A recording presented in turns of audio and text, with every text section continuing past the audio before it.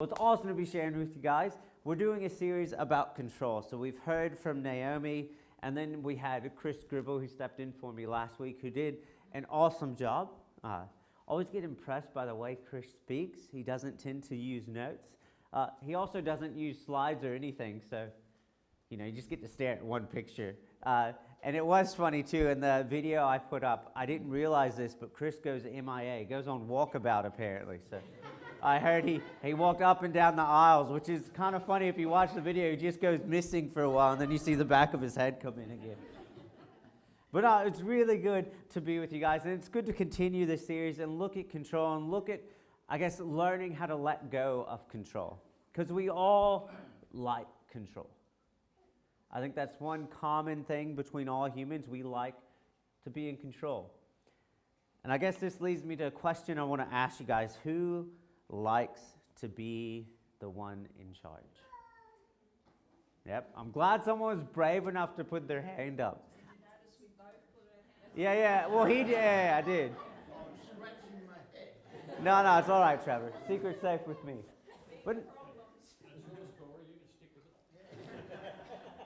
But we do want to be in charge, right? We want to be the person at the top.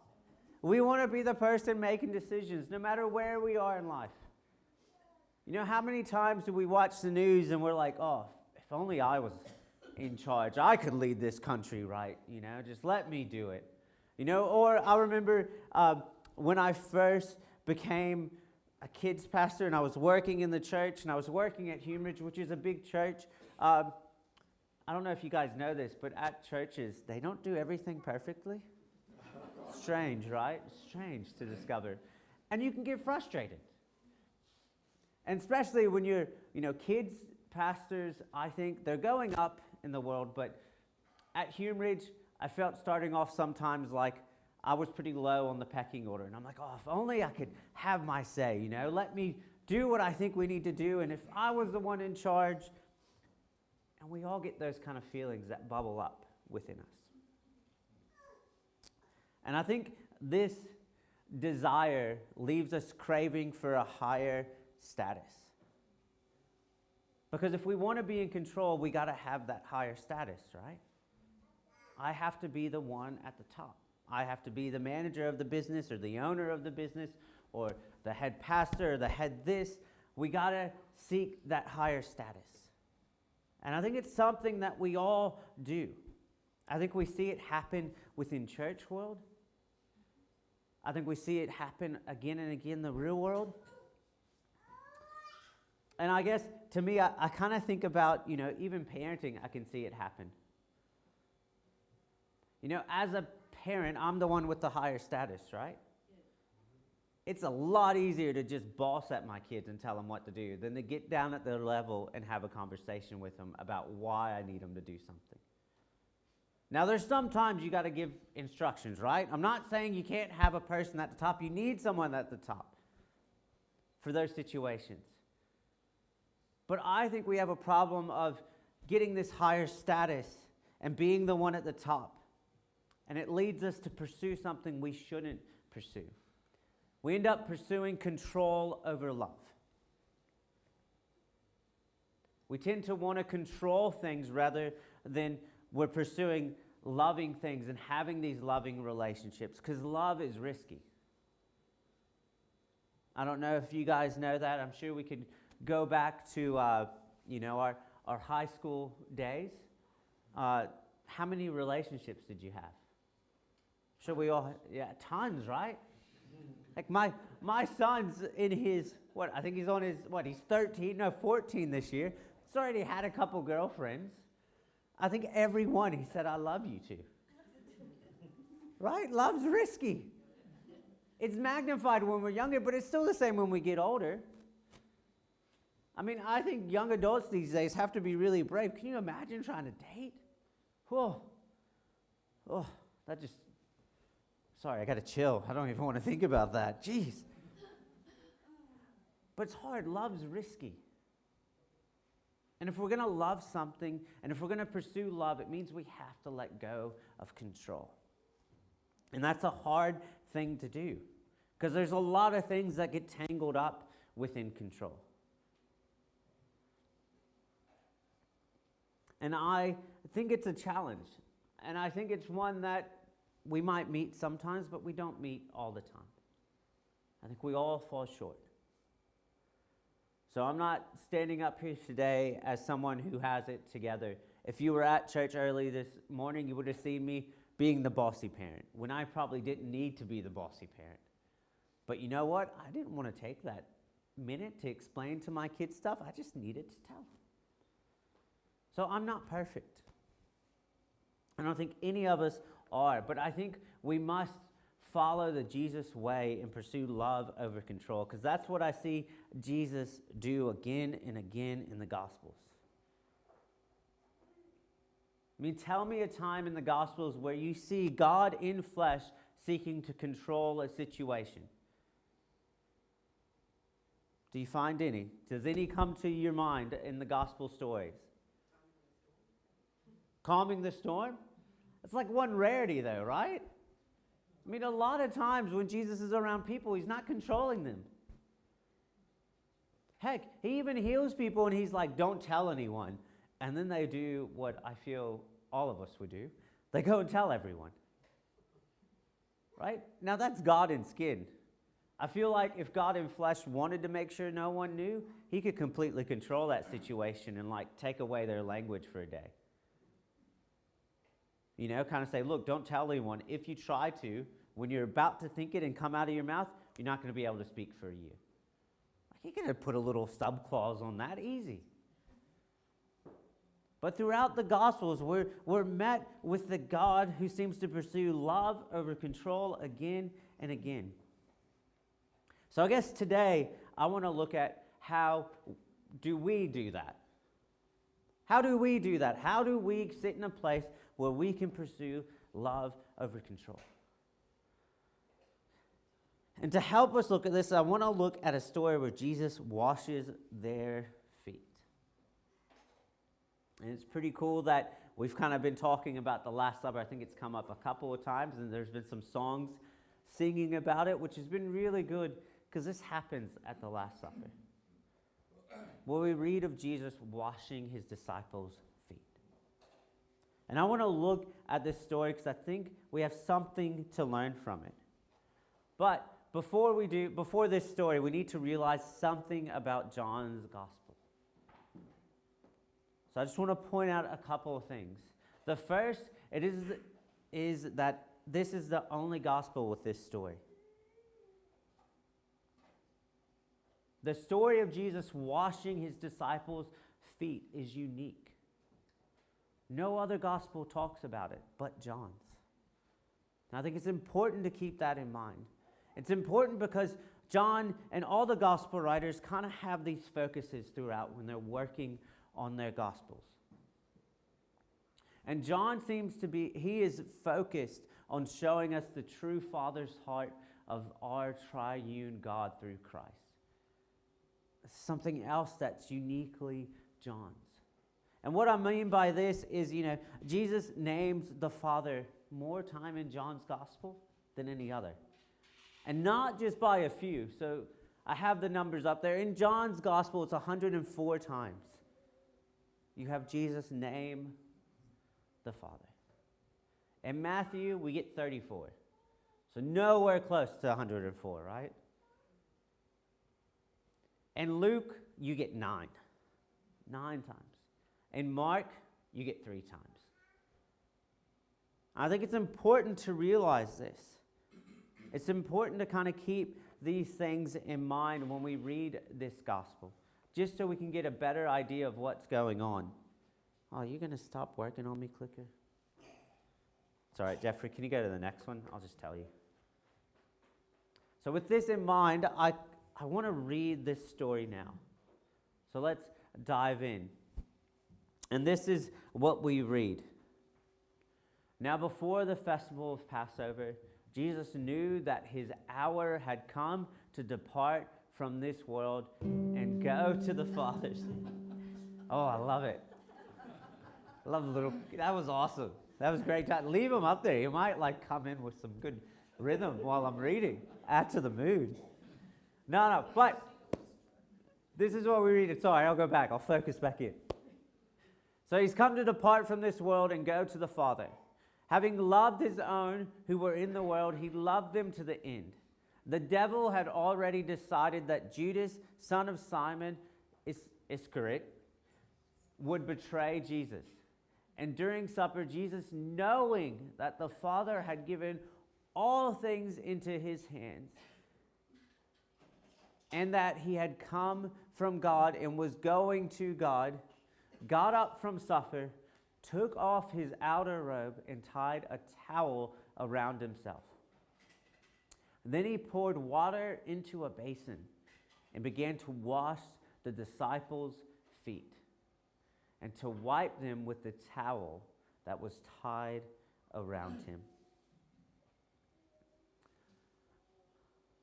Now, that's amazing if we think about it. I mean, it's amazing for a number of reasons, but one, does anybody know what Birkenstocks are here? Those leather kind of sandals? I mean, they probably weren't as comfy back then, but that's the closest model, right, to what they would have worn. All right, if you ever worn Birkenstock sandals, have you smelled them after a day's journey? They smell like death. And they make your feet smell like death. So these gentlemen would have been walking all day. We're talking at least 10 Ks or something. They got stinky feet. Like, we're not talking about, good smelly feet. We're talking about stinky feet. Because in this story, with the way the Jewish customs are, usually the lowest gets down and they wash everyone's feet. It's usually not even the lowest in the group. It's a servant from the house that will come around with a bowl and wash your feet. Poor bloke. I feel bad for that servant. Hopefully they got a raise one day.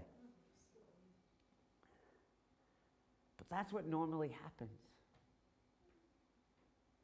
And if we go to the next slide, I think sometimes we read this story and we just skim over it. We don't see the intimacy and tenderness of washing someone's feet. I mean, put your hand up. Has anyone here ever washed someone's feet? Yeah? So we have a couple now. I haven't. So I can't speak. I'm speaking from what I've read from people who've done this. One gentleman in particular named Tom Wright, or N.T. Wright, depending what he wants to call himself that day. He's this great theologian, but when he was a pastor, his church had a thing that when it came down to Easter time during the Holy Week, they would, on a Friday, have a service, and the pastor would wash a couple people's feet. And he did this. And this is what he kind of says about it. Washing between someone else's toes is an intimate action. It is a moment of tenderness.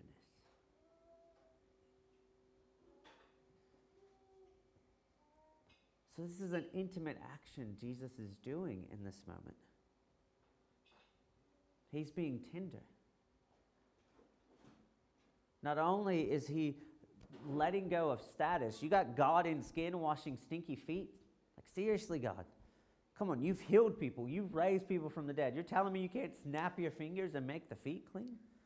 Like, come on, he could have made the towel do it himself. Like, done some, I don't know who's seen Beauty and the Beast. You guys seen that? Like, he could have done something like that, right? Got like the cup to start talking and do it, and maybe the cloth to start washing, and he's singing along while he does it. But no. God gets down on his hands and knees, takes off his robe and ties a towel around him, and washes and dries the disciples' feet. Let's keep reading this story if we go to the next one. He came to Simon Peter, who said to him, "Lord, are you going to wash my feet?" Jesus answered, "You do not know what I am doing, but later you will understand." Peter said to him, "You will never wash my feet."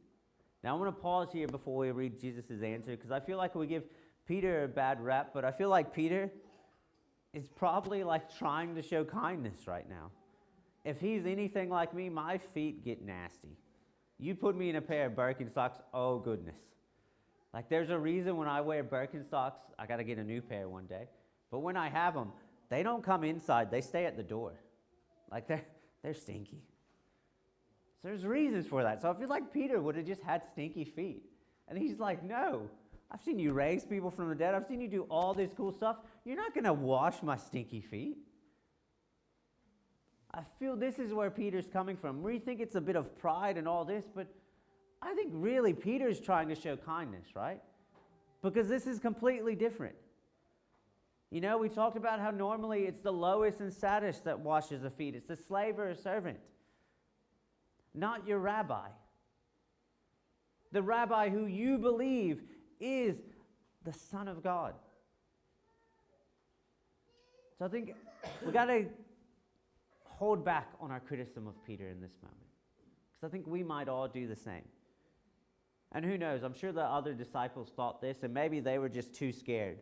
They thought if they said something, Jesus would snap his fingers and, they would freeze in time or something like that. He could do something silly to him. Maybe Peter was the only brave one to speak up. But let's keep reading. Jesus answered, unless I wash you, you have no share with me. Simon Peter said to him, Lord, not my feet only, but also my hands and my head. Jesus said to him, one who has bathed does not need to wash except for the feet, but is entirely clean, and you are clean, though not all of you. For he knew who was to betray him. For this reason he said, not all of you are clean. If we go to the next slide. After he had washed their feet, I put on his robe and reclined again. He said to them, do you know what I have done to you? You call me teacher and Lord, and you are right, for that is what I am. So if I, your Lord and teacher, have washed your feet, you also ought to wash one another's feet. For I have set an example that you also should do as I have done to you. Now, I want to pause here for a moment before we go to the next slide, but I think this is amazing. Shortly after this, we read of the Garden of Gethsemane. You read of Jesus being so stressed that he literally sweats blood. So this isn't Jesus when there's not pressure coming on him. It says before he knows his hour has come. Not only that, he knows the bloke who's going to betray him. And he still washes his feet. And we miss that. He still does that for someone who's about to betray him. And not just someone, a friend, a close friend.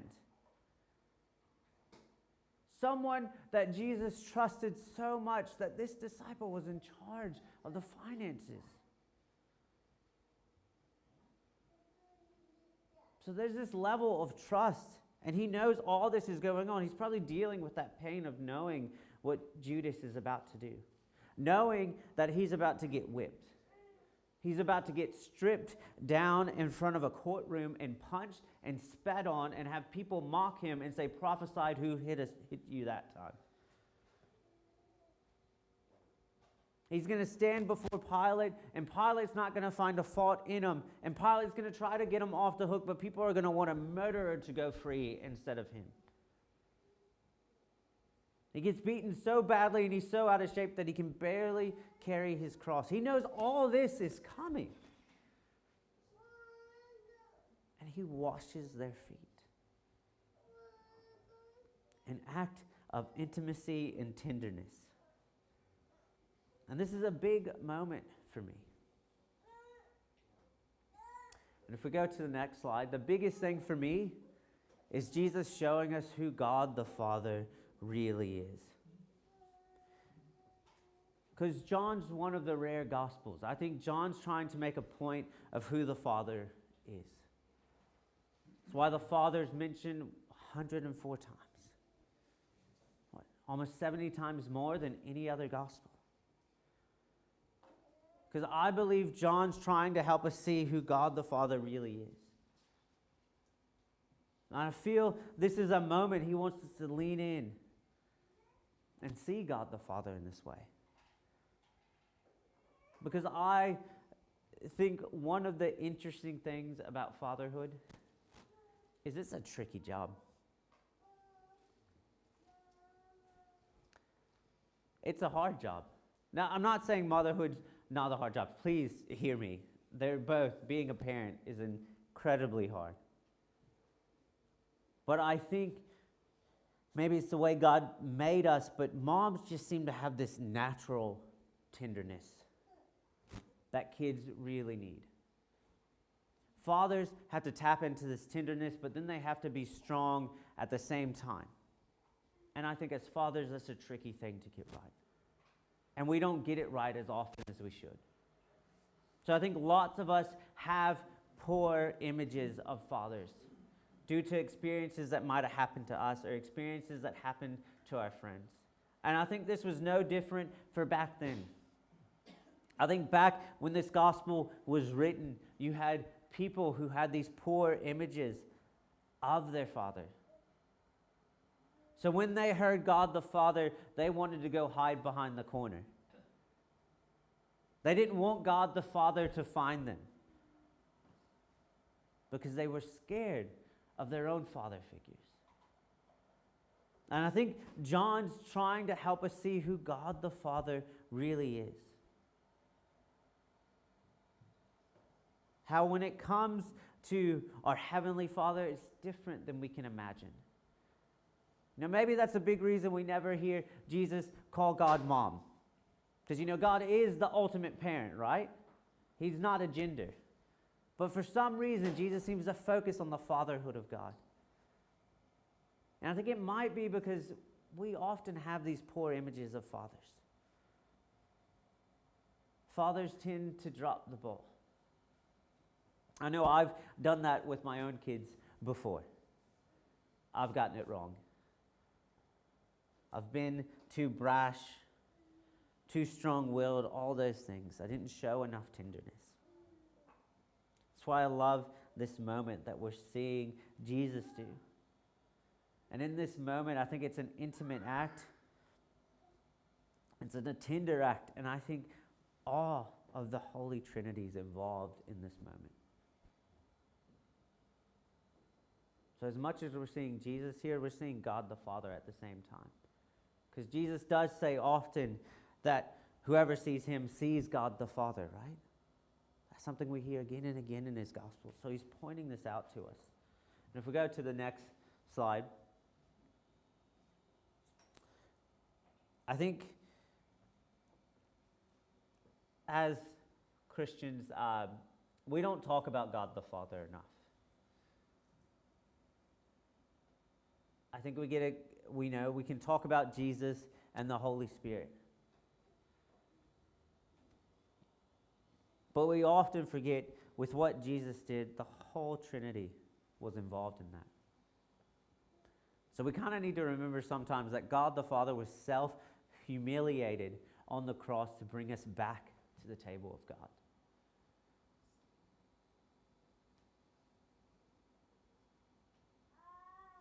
God the Father didn't show up with big muscles. He didn't kick down the door. He showed tenderness. He did intimate acts with his followers to show them his love. And I think we need to remember that. I think we've somehow lost the humiliating side of the cross. Nowadays, everyone wears a cross, right? You can get a cross necklace. You can get all those things. And we take pride in it. But in the early culture, when Jesus first died, for these early Christians, that was the most painful and humiliating way to die. It wasn't a sign of pride. It wasn't a sign of anything other than humiliation and shame. And God the Father hung there. God the Father allowed his Son to be there. That's how we get back to the table. We don't get back to the table with God the Father coming in and saying, look, you need to listen. All right, it's time you fall in line. Don't you know who I am? I'm the one in charge. I made everything. And even saying that makes me think about my parenting. How many times will I go to my kids and say, you need to listen to me. I'm the one who pays for stuff. I'm the one who gets everything around here, so just listen to what I'm telling you to do. Which is completely counter to how God the Father comes to each one of us. So if we go to this last slide that I have, I think we need to start trying to pursue love over control. And I think it starts by letting go of status like God the Father.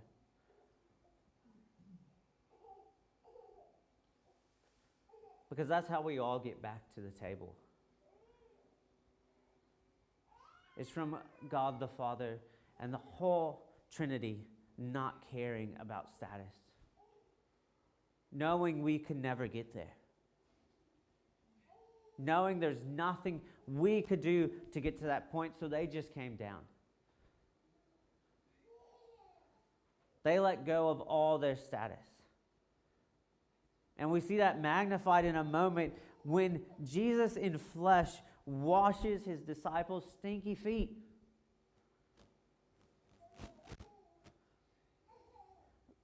I mean, I want you tonight, after you get home, maybe smell your feet. See how that goes. Now imagine smelling about 12 stinky ones while you clean them. And you know, the story says he washed the disciples' feet. I mean, what's to stop Jesus from washing everyone's feet there? I mean, we don't know. Maybe he washed Mary Magdalene's feet. Maybe he just went and washed everyone's feet, because that's what normally happened. That was the customs, right?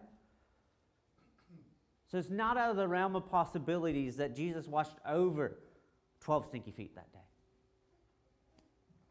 And just let go of status.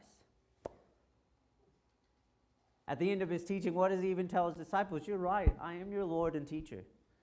And look what I did. I'm setting an example. I want you to do the same. Wash one another's feet. Let go of status. Let go of being the one on top so you can pursue love over control, just like I have.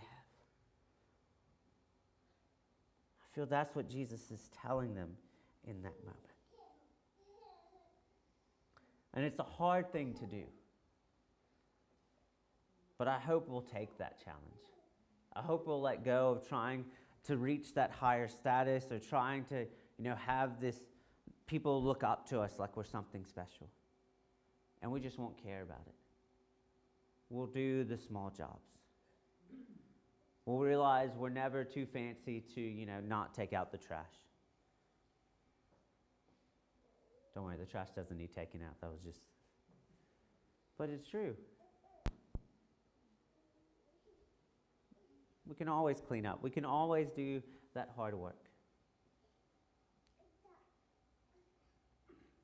Because that's what it looks like when we pursue love over control. And I'm going to close in prayer, and the worship team's going to come back up, and they're going to lead us in a song. Maybe 2 songs, I don't know. I can't remember. But they're going to come up, and as they make their way up, I'll just pray, but I really want you to take on that challenge. To let go of status. Let go of being the person at the top so we can pursue love over control. Getting in and doing the dirty work sometimes. Because that's what it means when we're pursuing love over control. I can, just to close as the band makes their way up, I can think of one story in particular that I think set up my whole chaplaincy career. And it was when I started being a chappie at Greenmount State School. So does anyone know where Greenmount is? About Pack Clifton Way? Yeah, so it started. It was my first day there. The principal came and got me and said, "Oh, Chappie, I'm really sorry about this.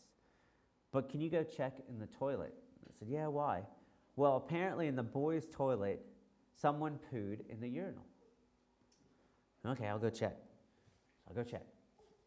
Yeah, there's poo in the urinal. Definitely not a dog's. It's someone did it. So I go back to the principal. I said, yeah, someone did poo in the urinal. So what are we going to do to clean it?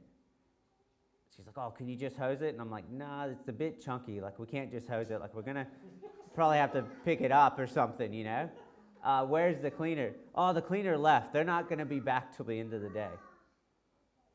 So we're just going to leave it there till the end of the day? Yeah, I guess we'll have to. I'm like, oh, man, it's going to be disgusting. It's like, oh, give me some gloves and like 5 or 6 napkins. I'll do it. So you know what I did? I got some gloves and napkins, and I removed poop from a urinal. And I got to tell you, the rest of my time at that school, man, they were so supportive of me. They loved me. They knew I'd do the dirty stuff. But that's what we got to do. Let go of status. I could have easily said, no, I'm the chaplain now. I don't do that kind of stuff. We'll just wait for the cleaner. Good call, principal, but no. We've got to pursue love over control. We need to have more examples like that in our lives. So God, I just thank you for who you are. I thank you for your love and for your grace and for your mercy and for everything you've done for each one of us. I thank you for letting go of status and coming down to your creation to make a way for us. I pray that you'll help us sit with that. You'll help us sit with the fact that when Jesus washed all of the disciples' feet, that it was an intimate act of tenderness that the whole Trinity was involved in. And when we think of God the Father, it's a Father who opens up his arm, who reaches down to us, who embraces us, who got us back to the table through his own self-humiliation. Help us to follow your example and pursue love over control. In your amazing name, God, amen.